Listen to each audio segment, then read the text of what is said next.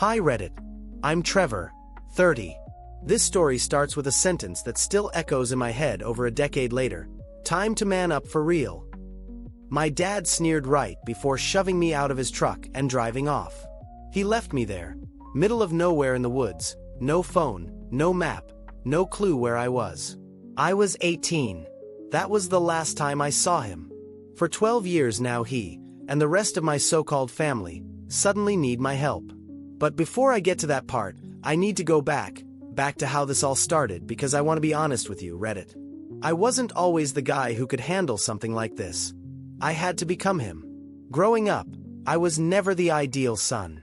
I wasn't sporty like my older brother Marcus. I wasn't tough like my dad.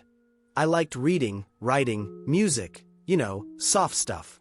According to him, my dad thought masculinity came from pain and punishment. The guy's idea of bonding was throwing Marcus into a frozen lake for character building. He didn't hit us. He didn't have to.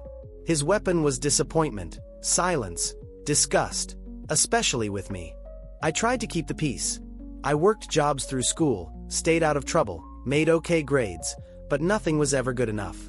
I remember once I got a summer job at the library, first real paycheck, and I was proud. He laughed and said, "Books won't feed your family, maybe try doing something real." When I turned 18, I thought things might change. I'd been accepted to a community college across the state. I told my parents at dinner. My mom smiled, Marcus nodded, and my dad, he just chewed slower.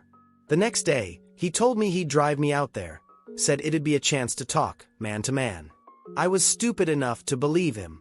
We drove in silence for almost 2 hours. Then the road turned to gravel, then dirt, then nothing. He pulled off into some logging trail in the woods. I asked, "What are we doing?"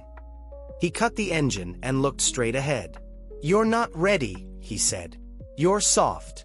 You think life's about books and feelings." I started to speak, but he got out, walked around, and flung the passenger door open. "Time to man up for real." Then he shoved me out. He didn't yell, he didn't hit. He just got back in the truck, reversed down the trail, and drove off. At first I thought it was a test, like he'd come back in a few minutes laughing, call me a wuss, and drive us home. But 10 minutes passed, then 30, then an hour. He didn't come back. No phone, no signal. I had nothing but a bottle of water and the hoodie I was wearing. I wandered, panicked, screamed. It was getting dark. Eventually, I found a ranger station. The next morning, the guy working there looked at me like I was a ghost. When I told him my name and what happened, he called the sheriff, they called my parents, and my dad said I'd run away after an argument. I didn't go home. I didn't even go back to school. I just disappeared, worked odd jobs, stayed in shelters for a while until I found a warehouse gig that paid enough to get a room. Eventually, I built myself up, took online classes, started freelance work, built a small business. It took years, but I never stopped and I never forgot, because every dollar I made, every client I won, every success I earned was one more nail in the coffin of the person my dad said I'd be. I never contacted them again, not until now, 12 years later, because last week I got a letter, handwritten, no return address. Inside was a note in my mom's handwriting. "Your father's sick. Marcus lost the house. We're in trouble, please. He regrets what he did." Regrets. That's rich, but I'm not the same scared kid he abandoned in the woods. I've changed, and now they want my help. Yeah, read it. I'll help. All right, but not the way they're hoping. After I read the letter, I sat at my kitchen table for a long time. I didn't cry, I didn't get angry, I just felt cold, because all the things I used to feel about my family, hurt, longing, that little spark of hope they'd come around, it was all gone. Now, only curiosity survived, and I'll admit it, part of me wanted to see them squirm. So I packed a small bag, booked a rental, and made the trip back to the town I left behind 12 years ago. It hadn't changed much. Same cracked sidewalks, same diners and hardware stores, same smell of pine and diesel. I didn't call ahead. I wanted to see the look on their faces when I showed up on the doorstep. The house looked tired, paint peeling, front steps uneven, a dead lawn where mom's flower beds used to be. For a second, I thought maybe they had moved. But then the door opened, And there she was. My mother. She gasped the second she saw me. Trevor. It was weird hearing my name in her voice again. She looked older, thinner, tired in a way that no amount of sleep could fix. I didn't smile. Got your letter? She asked, hesitated, then opened the door wider. Come in. I stepped inside. It smelled like dust and reheated soup. Same furniture, same chipped dining table. It felt like I was walking into a frozen memory, except all the warmth had been sucked out. I turned the corner into the living room and froze. There he was, my father, laid out in a recliner, blanket over his legs, oxygen tank beside him. He looked nothing like the man who abandoned me in the woods. He looked small, weak, but I didn't feel sympathy. Not even a flicker, just emptiness. He looked up, took a rattling breath. Trevor.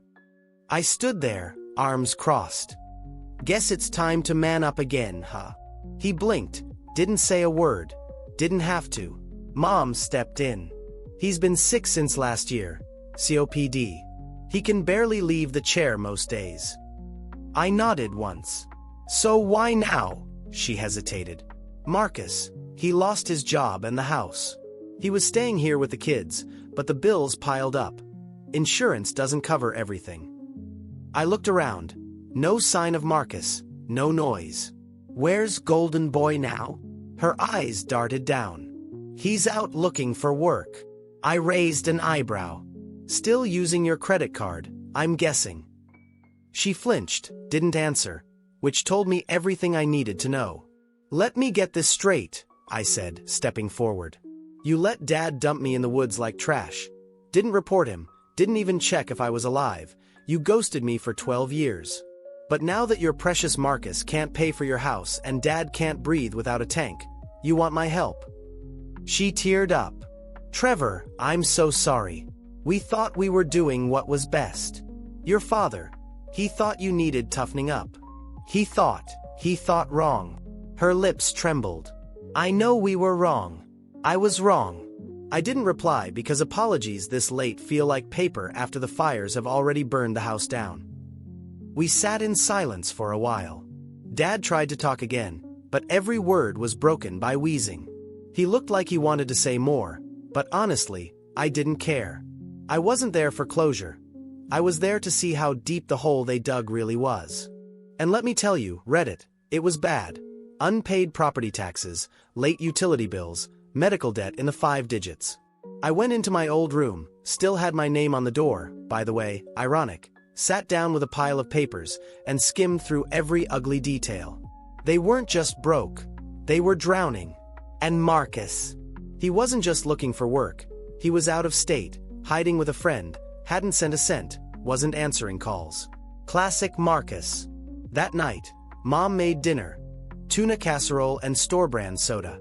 We ate in silence, and she asked the question I'd been waiting for. Will you help us, Trevor? I leaned back in my chair, took a sip of soda, and smiled. Maybe, but it won't be for free. She froze. What do you mean? I mean you'll sign over the house to me. All of it, legally. I want it in writing.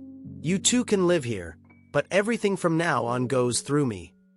She stared, as if she couldn't decide if I was joking. I wasn't. Not even a little. She looked at Dad. He nodded slowly, didn't speak, couldn't. And honestly, that was the first time I felt anything close to satisfaction, because the man who once told me I'd never survive on my own was now silently agreeing to hand me the keys to his entire life, and that felt like justice. I stayed the night, signed some paperwork. The next day, I had a lawyer from out of town drive in, got everything notarized by noon. The house was legally mine. And that was when I told them the second part. I'm selling it. The silence in the room after I said those words was delicious. I'm selling it. My mom's fork clinked against the plate. She froze mid-bite, eyes wide like she'd misheard me. My dad just stared. What else could he do? His mouth didn't work the way it used to. The oxygen tube hissed in the background like a slow-burning fuse. You can't be serious, Mom, she finally whispered. Trevor, this is our home, was your home, I corrected calmly. Now it's mine. She stood up so fast that her chair scraped against the floor. We trusted you. We let you help us because you said, I said I'd help. I interrupted. And I did. I paid off the property taxes. The bank won't take it. You won't be homeless unless you choose to be. But the title's mine now. So what happens next? That's also up to me. You're doing this out of revenge, she snapped. Damn right I am. I didn't raise my voice. I didn't yell. I didn't need to, because the power shift had already happened. For once, I was the one with the leverage, and I wasn't going to pretend I didn't know exactly what I was doing. You remember the day he dumped me in the woods? I asked. Mom, I began quietly. Her lips tightened. You remember how long it took for anyone to care that I was missing? Oh, wait. No one ever did. I wrote you letters, she mumbled. No, you wrote one letter. 12 years later, when your world started to collapse. I grabbed my bag and started for the front door. Where are you going? She asked. Back to my life, I said. How about a buyer flying in next week? They'll probably tear this place down, build some cabins or whatever. It's their call. You going to kick us out? Not today, I said without turning around. But don't get too comfortable. Her voice rose. What about your father? He's sick. He's still breathing, isn't he? I shot back. That's more than I thought I'd see after he left me for dead. She went quiet after that. Not because she agreed, but because there was nothing left to say. I stayed in a hotel that night. It was the best sleep I'd had in years. No creaky floors, no passive-aggressive glances across the dinner table, no ghosts of a childhood that never felt like mine. Just silence, the kind of silence that feels like a win. 3 days later, I was back in the city, having lunch with my business partner Jake, when I got the first message. Marcus. Guess he finally got the news. You're not seriously selling the house, man. That's Mom and Dad's place. You can't do that. I didn't respond. 2 minutes later, another message. We can talk about this. Maybe I can buy you out. Then, don't be a dick, Trevor. They're old. You made your point. The fourth message. My favorite, read. Fine, sell it. I hope karma eats you alive. And just like that, the golden boy cracked that night. Mom called again. I didn't answer. Then she texted, your dad had another episode. The stress is making him worse. Please don't do this. I stared at the screen for a full minute, then I typed. He had 12 years to say sorry. He used 0 of them. Not my problem. And hit send. The next week was chaos. Realtors called, buyers toured, offers poured in.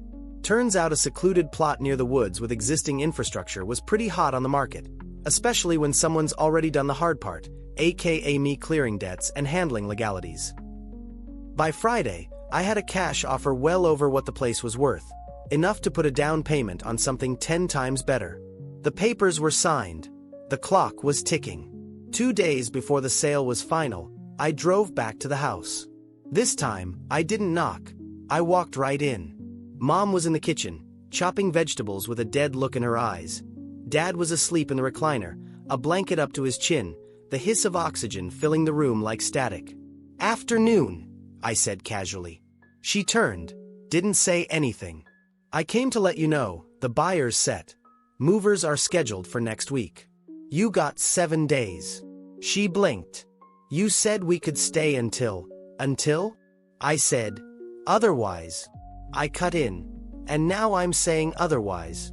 Her eyes filled with tears, but I was done falling for that trick. Where will we go? She asked softly. Don't know. Don't care.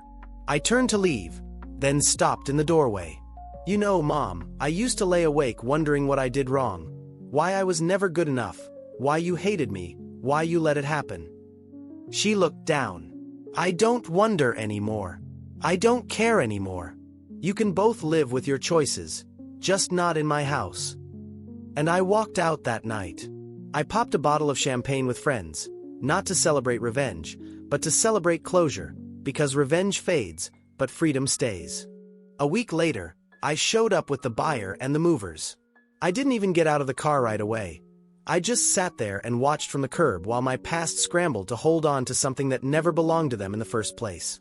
The front yard was full of boxes, mismatched furniture stacked crooked on the porch, Mom pacing frantically, barking into her phone, Dad in a wheelchair now, wheezing and coughing every few seconds like he was trying to breathe guilt back into my lungs. But I felt nothing. No pity, no anger, just clarity. For once, the roles were reversed. The buyer, a clean-cut guy named Brandon who wanted to flip the house into a rural retreat, looked over at me. "You sure you're good with this?" I nodded. "More than good." We stepped out. The movers followed. One of them recognized the place and muttered something about the old Miller house under his breath. Mom spotted me immediately. "Trevor!" she shouted, marching down the driveway. I didn't stop walking. "We're still trying to figure out housing," she said, blocking the path. "Your brother said he might be able to get us a place, but please, just a little more time." I looked her dead in the eyes. "The closing was yesterday. Legally, you shouldn't even be here. But your father, he's in no condition to move. Maybe he should have thought of that before throwing his son into the woods like garbage." She blinked. That hit her, but not enough. "You're really going to throw your own family out into the street?" she hissed. I laughed coldly. "You mean the same family that didn't care if I lived or died at 18? She glanced at the buyer. "You're just going to let strangers take everything, just like that?" "Not strangers," I said. "People who actually paid for it." Brandon cleared his throat awkwardly. "We don't have to be here if you need more time, Trevor."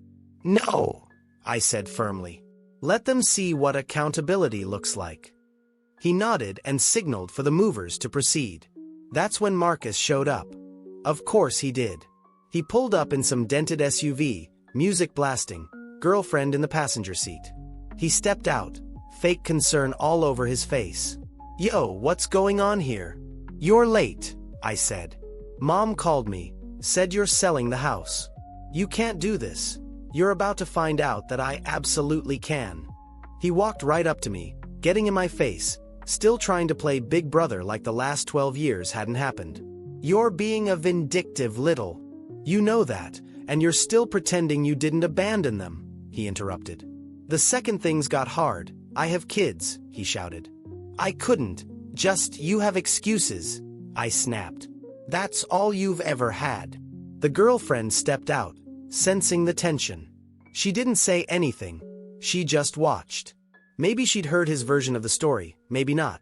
But she was seeing the real Marcus now, the spoiled golden child who thought the world owed him something just because he could throw a football in high school. He puffed his chest. "If you think this makes you a man, Trev, it doesn't.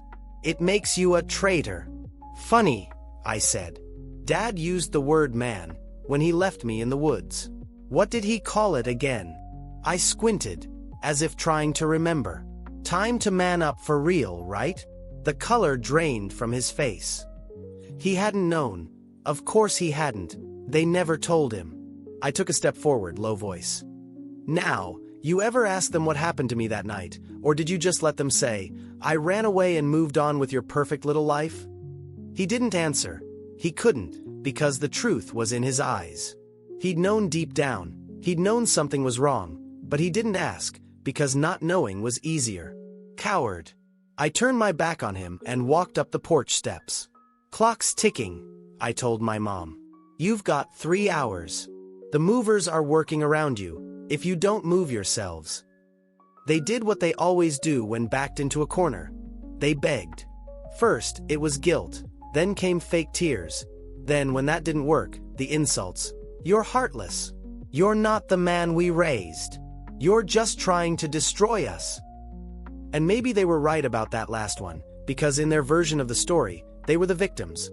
But in mine, they were lucky I didn't leave them in the woods. By the end of the day, everything was packed. They left with a single U-Haul truck and a box of oxygen tanks for my father. I watched them go, not out of pleasure, but to make sure they really left. Then I walked through the house one last time. The walls felt lighter, the air wasn't so heavy.